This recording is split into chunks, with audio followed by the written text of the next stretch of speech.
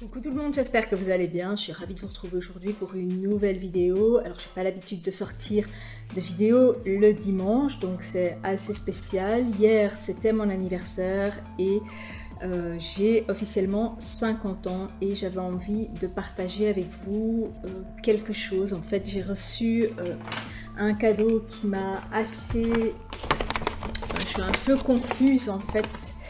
Et j'ai reçu deux palettes de la marque Natasha Denona, donc la Love Palette et la Sunrise Palette. Alors Natasha Denona je connais, hein, j'en ai déjà 3 et dans les 3 je vous avoue que je n'en ai acheté qu'une et encore quand elles étaient à moins 25% sur le site de Sephora. Et celle que j'ai achetée c'est la Biba. Je vous en parlerai dans une autre vidéo dans laquelle je me maquille et c'est une palette de neutres avec des satinés et des mats qui sont très crémeux et j'aime bien ce packaging. Donc vous voyez il y a deux packagings différents, celui-ci qui est imitation cuir et celui-ci qui est entièrement en plastique, et celui-ci est beaucoup plus pratique que l'autre parce que déjà les noms des fards sont là et en plus on sait retirer les fards à l'aide d'un cure-dent qu'on vient pousser.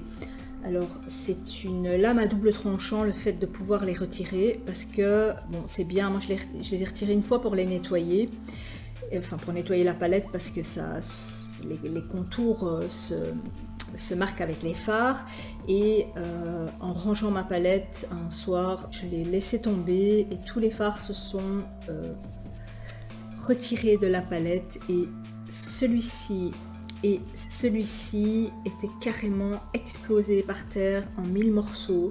Donc je les ai repris délicatement et je les ai repressés. Alors ça ne se voit pas et tout simplement parce qu'ils sont tellement crémeux que on sait facilement les recompresser quoi. Mais bon moi je le vois mais vous ne le voyez pas. J'étais vraiment dégoûtée. Alors les deux autres palettes elles m'ont aussi été offertes fête des mères et Noël. Donc celle-ci à Noël c'est une palette de neutre aussi, enfin neutre chaud plutôt. Ce sont des couleurs que je porte généralement habituellement et qui passent partout. Il y a un superbe mandarine ici qui est vraiment magnifique. Il y a ici un doré et une couleur que j'ai du mal un peu à utiliser tellement elle est flashy. Moi je l'utilise plutôt en ras de cils, enfin en ras de cils supérieur avant de mettre mon noir, c'est celle-ci. Alors ici les noms sont sur un petit feuillet volant et ça j'aime pas du tout. Et celle-ci on ne sait pas retirer les fards. Et la dernière c'est la Safari Palette. Donc Safari Palette, c'est tout des mats et celle-ci aussi, je l'adore parce que l'harmonie, elle est vraiment super géniale. On sait faire plein de trucs, on sait l'utiliser avec des tons chauds ou des tons froids. Il y a même ici on sait faire aussi des harmonies de mauve. Le mauve est super beau, celui-là, il est super beau. Ici, il y a une couleur aussi que je mets souvent en base, enfin celle-ci en base et celle-ci en transition pour vraiment fondre les autres. Et on sait vraiment faire beaucoup de choses avec cette palette. Et pour moi, c'est une palette basique parce que, allez, c'est le genre de palette que je prendrais pour aller en vacances, tout simplement parce que on sait faire plein de trucs différents avec une seule palette. Et celle-ci aussi, le même système. Alors au début de la vidéo, je vous dis que je suis confuse parce qu'en fait, je ne m'y attendais pas. Je m'y attendais tellement pas que je me suis commandé. Enfin, tous les ans, je me fais à mon anniversaire un cadeau. Je me fais personnellement un cadeau à chaque fête en fait.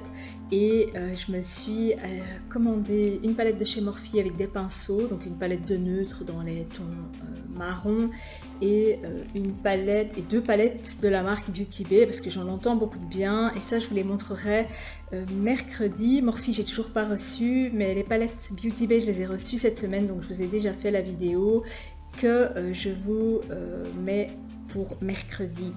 Alors ici ces palettes-ci, elles sont plus petites que le format que je vous ai montré.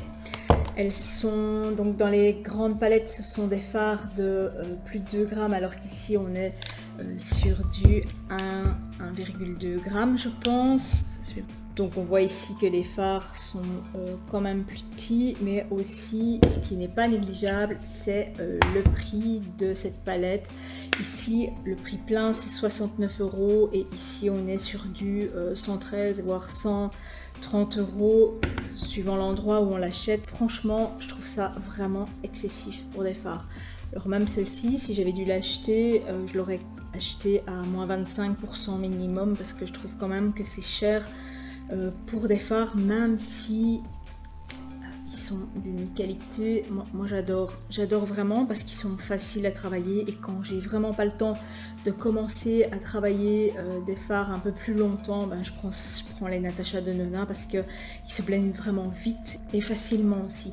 Alors au niveau de l'harmonie des couleurs, ben, j'aime vraiment beaucoup cette harmonie. Je pense qu'elles sont toutes les deux de la même harmonie. Je vais ouvrir l'autre et on voit qu'elles sont toutes les deux dans des tonalités rose mauve. Enfin, c'est pas tout à fait la même chose, mais elles se ressemblent assez fort. Il y en a une qui est, à mon avis, ici un peu plus peps que celle-ci.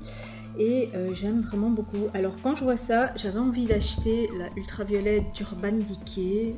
Et puis je me suis dit, déjà dans un premier temps, tu as quand même pas mal de palettes avec des tons mauves. Donc je suis allée ressortir ma palette Morphe 39S. Et ça, je vous ferai une autre vidéo dans laquelle je vous montrerai, qui est quasiment dans des tons mauves, enfin, toute une partie avec du rose et du mauve et une partie avec un peu plus de marronné orangé. Et quand je vois ça ici, plus ma palette Morphe, je me dis, à mon avis, je ne vais pas acheter la Urban Decay ultraviolet cette année. J'avais vraiment envie aussi de les swatcher avec vous et de découvrir de prime abord ces fards-ci pour voir s'ils ont la même qualité que les autres. Les autres palettes, je vous ferai aussi des make-up et des swatchs dans d'autres vidéos, mais qui seront vraiment dédiées à une palette parce que ce sont des vidéos qui durent quand même assez longtemps et qui prennent beaucoup de temps quand on fait des swatchs. Je vais commencer avec la Love Palette.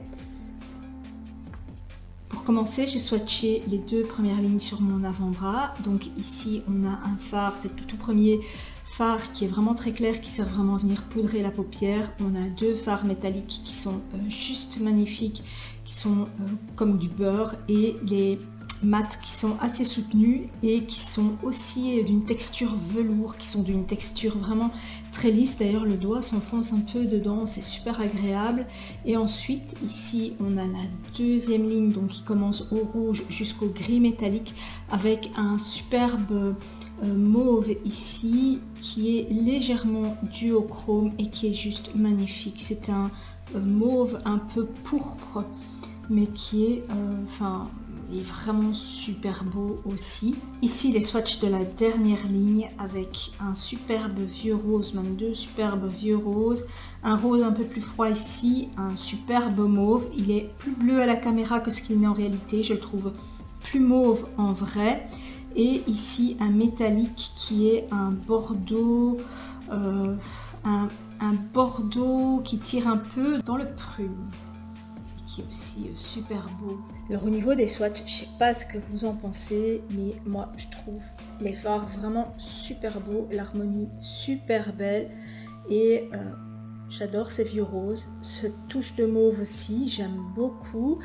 Et ce que j'aime bien, c'est qu'elle soit pas trop mauve, elle tire plus dans les roses, celle-ci, et ça j'aime vraiment beaucoup. Alors vous voyez la couleur que j'ai mise et l'intensité de ces couleurs-là, moi j'estompe vraiment beaucoup, mais je vous montrerai dans une prochaine vidéo comment je m'en sers et comment je les estompe. On va poursuivre avec les swatchs de la Sunrise. Ici, les swatchs de la première ligne. Alors, il y a beaucoup de métallique sur cette ligne. En fait, il n'y a que le jaune qui n'est pas métallisé. Ils sont tous métalliques.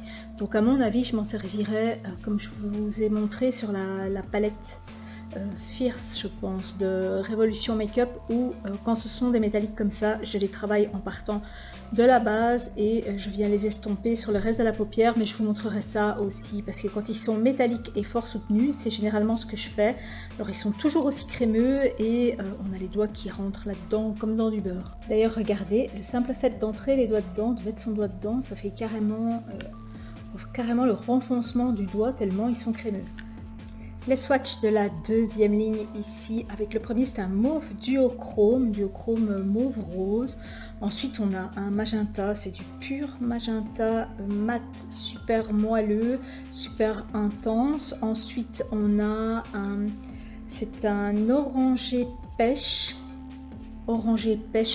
les cuivres très clairs, qui est aussi super beau. Et ici on a un mat pêche qui peut servir de base ou même de fard de transition avant d'appliquer les autres. Et ici on a un doré.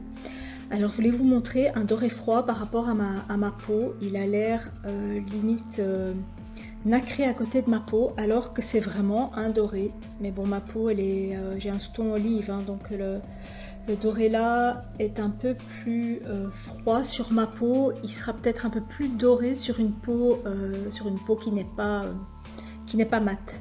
Et pour la troisième ligne, donc on commence par celui-ci, donc le Clove, qui est un mat. Sur cette ligne-ci, il y a 4 mats et un métallique. Le métallique, c'est un cuivre, un pur cuivre magnifique, super lumineux, super tendre, qui va être...